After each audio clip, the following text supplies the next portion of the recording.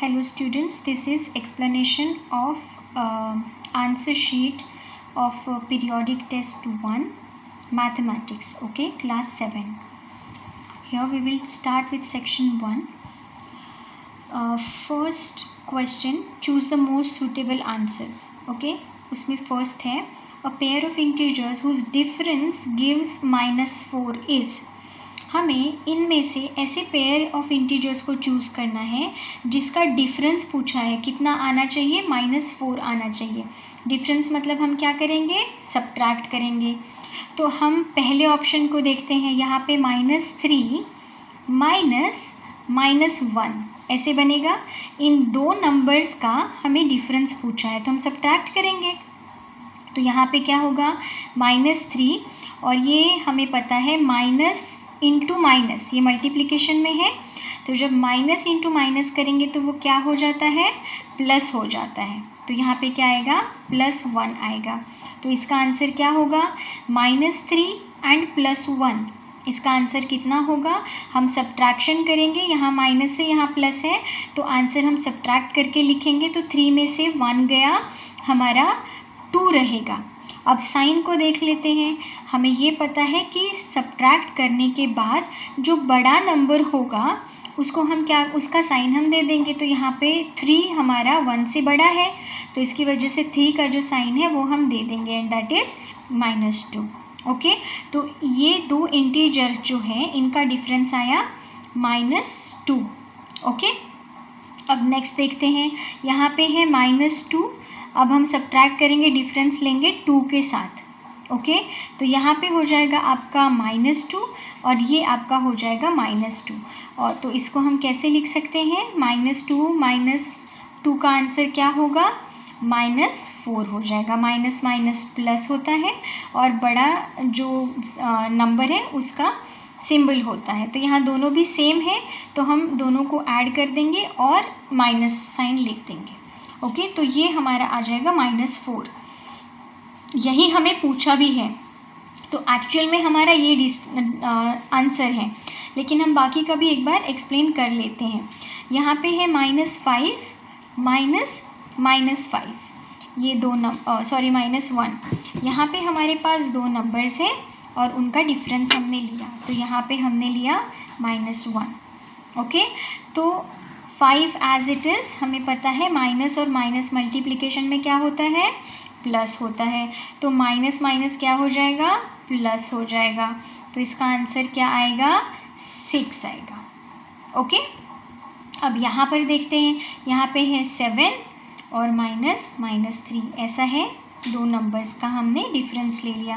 तो ये 7 as it is. यहाँ पे भी देखो माइनस और माइनस क्या हो जाएगा, प्लस हो जाएगा मल्टीप्लिकेशन में. तो यहाँ पे हम +3 लिख देंगे और ये 7 + 3 10 हो जाएगा. ओके, तो हमें क्या चाहिए, -4 चाहिए. तो वो हमें बी ऑप्शन दे रहा है. इसीलिए -2 एंड 2 का अगर सब्ट्रैक्शन करेंगे, डिफरेंस लेंगे तो ये पेयर हमें -4 देगा. ओके, अब क्वेश्चन नंबर 2 की तरफ चलते हैं. 2 पार्ट का, क्वेश्चन नंबर 1 का 2 पार्ट. ओके, अब यहाँ पे देखो 2/5 ऑफ 25 इज़ कितना होता है ये पूछा है. तो हम इसको कैसे लिख सकते हैं कि 2/5 × 25. हमें पता है बोर्ड मास रूल में ऑफ जब आता है तो वो मल्टीप्लिकेशन होता है. तो यहाँ पे हो गया 25, मल्टीप्लिकेशन में हमें लिख दिया उसे. अब 25 सिर्फ लिखा है, इसका मतलब इसके डिनोमिनेटर में कितना है, 1 है. ओके, तो ये हो गया हमारा न्यूमरेटर और ये हो गया हमारा डिनोमिनेटर. ओके, अब हमें पता है ये हम कैसे लिख सकते हैं, 2 × 25 डिवाइडेड बाय 5 × 1. तो 5 × 1 तो वही रहेगा. अब इसको सब्ट्रैक्ट अपना डिवाइड करेंगे. 5 1 = 5, 5 5 = 25. तो आंसर कितना आया, 5 2 = 10. तो 10 ये आंसर आता है. तो हम इसीलिए क्या चूज़ करेंगे, इनका सिंप्लीफिकेशन क्या होगा, 10 होगा. तो बी पार्ट हम चूज़ करेंगे. अब थर्ड पार्ट देखते हैं. a/5 = 7/15 है. तो a की वैल्यू पूछी है. ओके, अब हमें पता है कि जब हम लिख रहे हैं a/5 = 7/15 तो यहाँ पे 5 जो है वो डिनोमिनेटर में है राइट, और ये न्यूमरेटर में है। ओके, ये हमारी है राइट हैंड साइड और ये है हमारी लेफ़्ट हैंड साइड।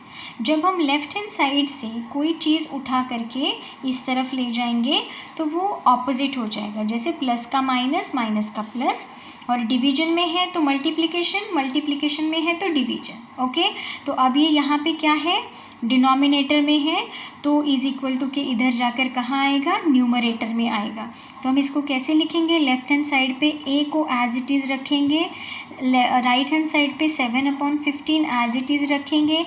अब ये जो 5 हमारा डिनोमिनेटर है वो कहाँ आ जाएगा, न्यूमरेटर में आ जाएगा।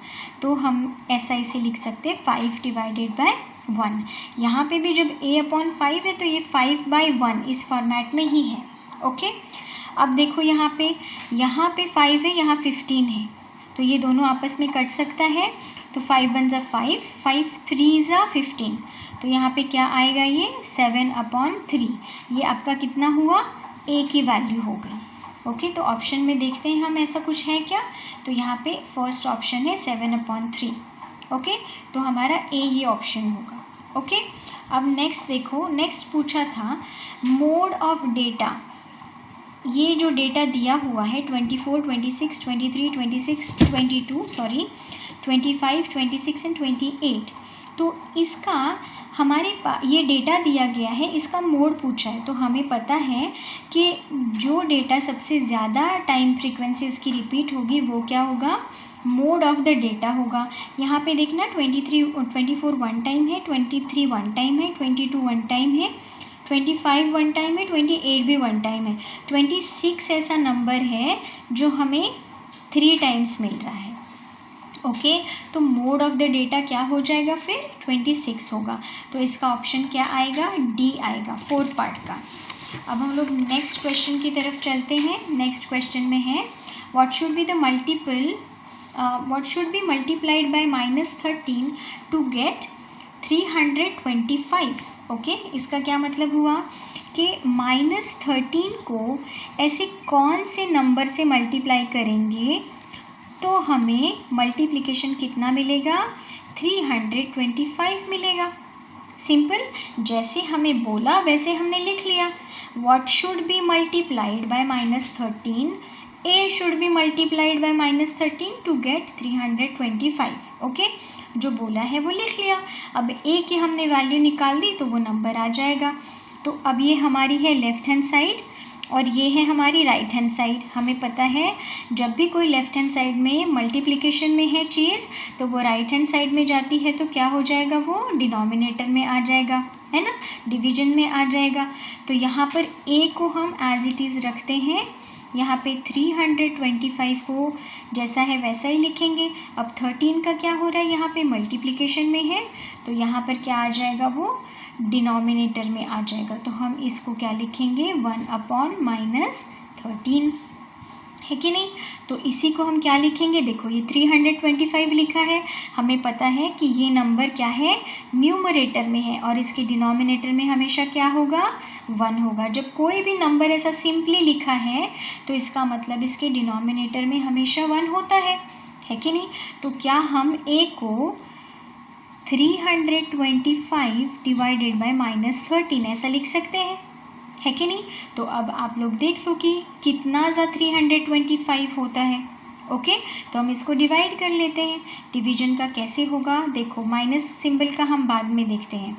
तो यहाँ पे डिवीजन जब करेंगे तो आंसर कितना आएगा हमारा, 13 2 ज़ा और फिर यहाँ पे 13 5 ज़ा। ओके, तो यहाँ पे क्या आया ऊपर 25 और यहाँ पर क्या हुआ, ये -1 है ना। 13 1 ज़ा 31 एंड 13 25 ज़ा 325। तो यहाँ पे माइनस सिंबल है तो हम क्या इसको सिर्फ माइनस इज इक्वल टू -25 लिख सकते हैं, क्योंकि डिनोमिनेटर में तो 1 रहता ही है, उसको लिखो नहीं लिखो कोई फ़र्क नहीं पड़ता। और यहाँ पे माइनस जो है वो क्या है, पूरे नंबर का फ्रैक्शन का माइनस है। ओके, तो -25 is the number which when multiplied by -13 then we'll get 325. तो answer C is the correct one. Okay, next question है आपका यहाँ पे 23.9 डिवाइडेड बाय 100 इज़ व्हाट, ये पूछा है। ओके, तो इसमें क्या होगा देखना, मैंने ये पहले ही बोला था कि जब हम डिवीजन करते हैं तो डिवीजन में क्या होता है, हमेशा जितने ज़ीरोज़ हैं तो उतने क्या होंगे, हमारे लेफ़्ट हैंड साइड की तरफ मूव होंगे। ओके, अगर यही मल्टीप्लिकेशन होता तो वो राइट हैंड साइड की तरफ मूव करते। जैसे मानो ये 23.9 इंटू 100 होता। ओके, तो ये कहाँ किस तरफ जाते, राइट हैंड साइड की तरफ जाता। और क्या होता, इसके बाद देखो यहाँ से यहाँ एक मूव किया 1 ज़ीरो, और यहाँ से एक मूव किया 2 ज़ीरो, तो ये कितना होता 2390, ये इसका आंसर होता। यहाँ पे डिवीजन का बोला है तो अब ये किधर जाएगा, हमारा लेफ़्ट की तरफ जाएगा। ओके, ये बस हमने क्या किया, जब हम मुँह ज़बानी उसको कैलकुलेट कर रहे हैं विदाउट कैलकुलेशन, और जब ज़ीरोज़ हैं यहाँ पर तो इसको याद इस तरीके से रखना है।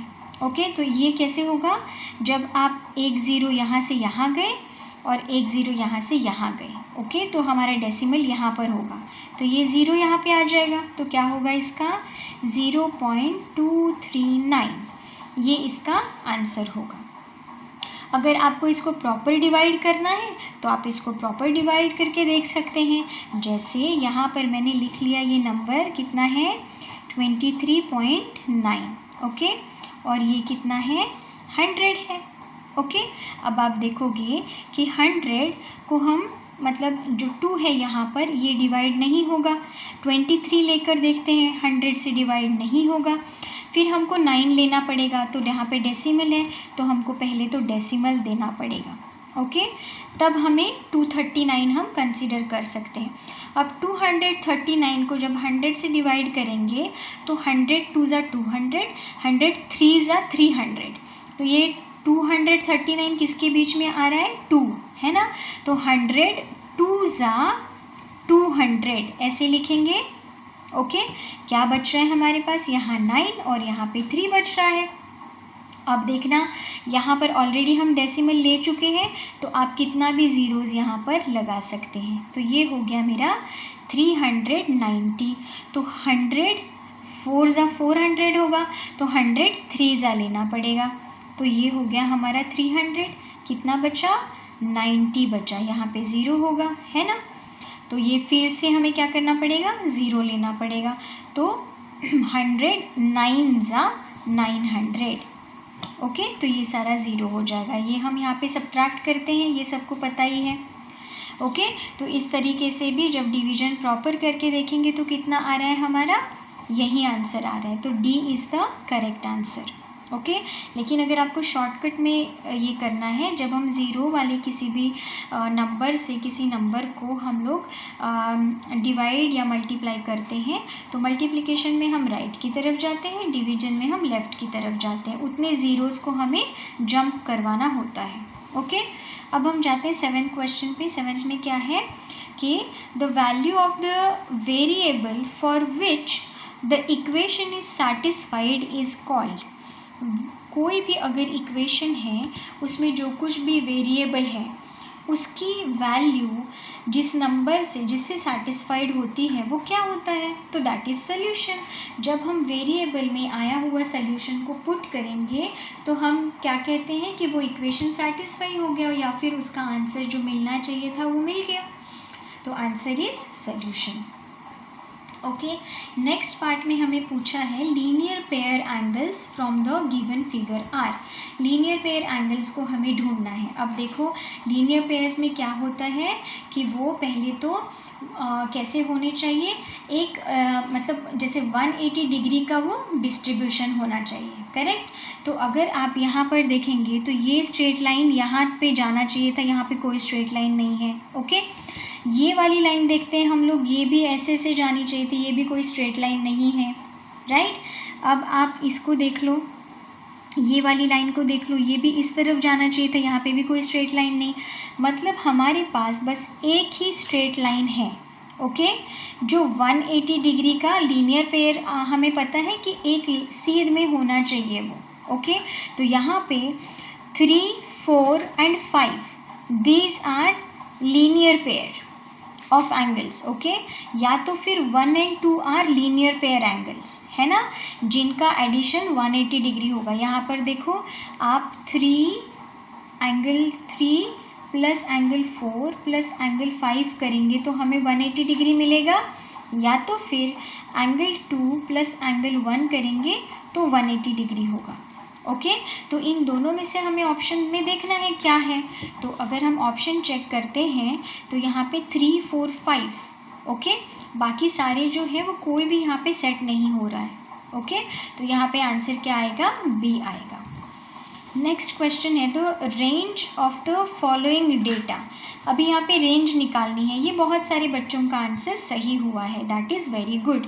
अब रेंज क्या होती है कि जो सबसे छोटी एंट्री होगी, जो सबसे छोटा डेटा होगा, यहाँ पर क्या है वो 10, और सबसे बड़ा डेटा, बड़ी एंट्री क्या है 30 है, ओके। तो हमें क्या करना है कि जो सबसे बड़ी एंट्री है या बड़ा जो सबसे डेटा है वो माइनस हमें जो सबसे कम एंट्री है या कम डेटा है उसको हमें क्या करना है, सब्ट्रैक्ट करना है। तो कितना आया, 20 आया। तो रेंज क्या है, 20 है। इसका मतलब जो डेटा है वो 10 से शुरू हो रहा है और 30 तक जा रहा है, मतलब 10 to 30 के बीच में ये सारा डेटा जो है वो लाई करता है। तो दैट इज़ आवर रेंज। इस रेंज से ये डेटा बाहर नहीं है, मतलब ये 10 से कम नहीं है और यहाँ 30 से ज़्यादा नहीं है, ये इसकी रेंज हो गई, ओके। तो दैट इज़ 20। तो हमारा कौन सा आंसर सही आएगा, A is correct, okay. Now अब हम नेक्स्ट क्वेश्चन की ओर देखते हैं। ये है सेक्शन बी, ओके।